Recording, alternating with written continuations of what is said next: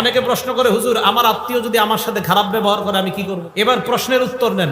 যারা বলেন হুজুর আমার বোন তো আমার সাথে কথা বলে না, আমার ভাই আমার সাথে কথা বলে না, আসেনি এই অভিযোগ? হ্যাঁ, এখন তাদের অভিযোগের জবাব নবীজি দিয়ে দিছে, আমি কি দিব? সহিহ বুখারী হাদিস নাম্বার 5991 নাম্বার হাদিস। ক্বালা রাসূলুল্লাহ সাল্লাল্লাহু আলাইহি ওয়াসাল্লাম, আল্লাহ নবী বলেন, লাইসাল ওয়াসিলু বিল মুকাফি, কয় শুধুমাত্র আমি আমার ভাইয়ের সাথে সম্পর্ক জোড়া লাগাইলাম এটার নামে আত্মীয়তার সম্পর্ক রক্ষাকারী এমন না, এটা তো আত্মীয়তার সম্পর্ক রক্ষা হচ্ছেই। নবীজি বলেন প্রকৃত আত্মীয়তার সম্পর্ক রক্ষাকারী ওই ব্যক্তি, ওয়ালাকিনিল ওয়াসিলুল্লাযী ইযা কুতিআত রাহিমুহু ওয়াসালাহা। নবী বলেন প্রকৃত আত্মীয়তার সম্পর্ক রক্ষাকারী ওই ব্যক্তি, যখন আত্মীয়তার সম্পর্ক কেউ ছিন্ন করে ওই ব্যক্তি আগে বেড়ে সেটাকে রক্ষা করে। আপনার বোন আপনার সাথে কথা বলে না, বাস না বলুক, আপনি আত্মীয়তার সম্পর্ক রক্ষা করেন।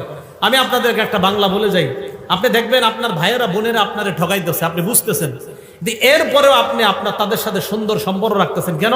যে নবী বলছে আত্মীয়তার সম্পর্ক ঠিক রাখতে। আপনি দেখবেন 2, 4, 5, 10 মাস পরে আপনি খোঁজ নিয়ে দেখবেন তাদের সবার চাইতে আপনি ভালো আছেন। দেখেন, যদিও আপনি বাহ্যিকভাবে দেখতে একটু হেরে যাচ্ছেন, বাহ্যিকভাবে আপনি একটু ফেল হয়ে যাইতেছেন, তাদের চেয়ে দেখা যাচ্ছে আল্লাহ আপনাকে ভালো রাখবে।